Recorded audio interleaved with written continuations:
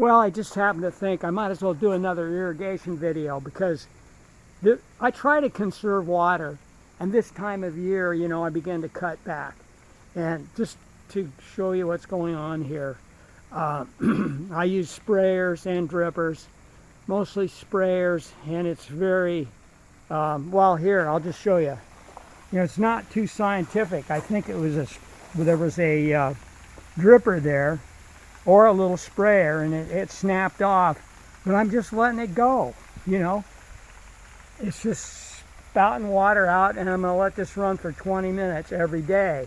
And I had cut down recently because it gets cool, you know. All of a sudden, you know, it's foggy and cold, so you back off on the water.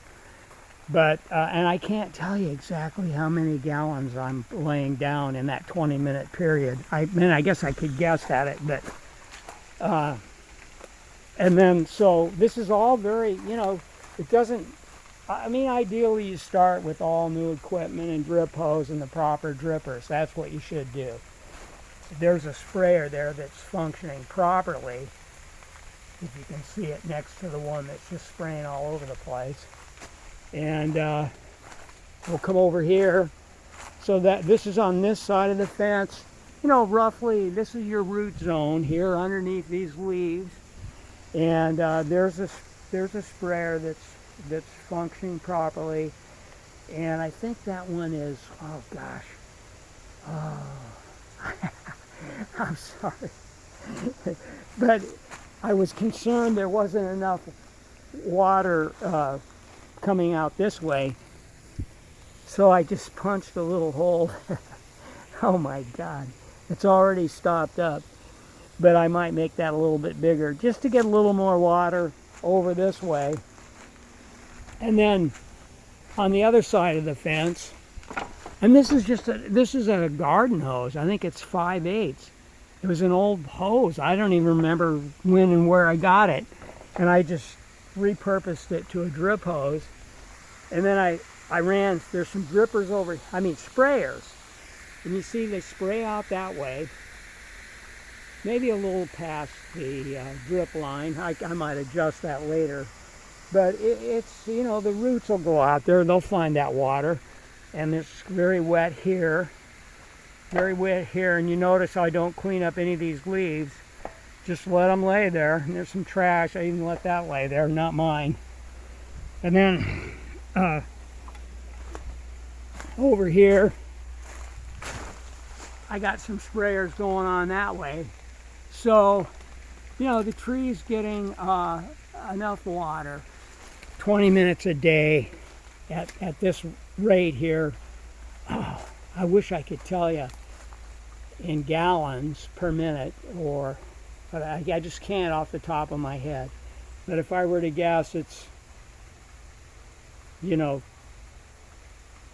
20, 25 gallons, maybe not that much.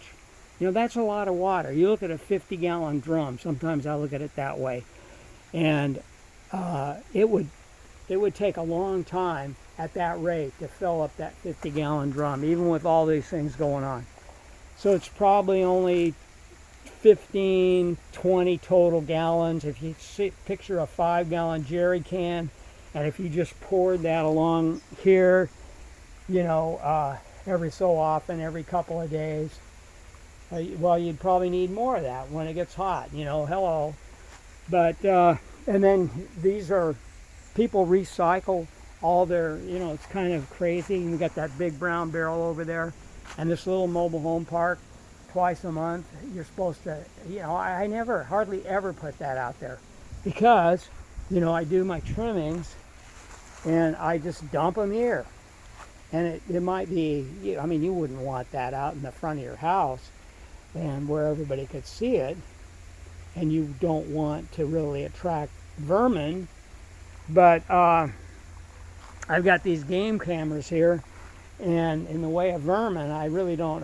What I've got is a possum. That's the busiest creature you've ever seen. I mean, he's all over in here.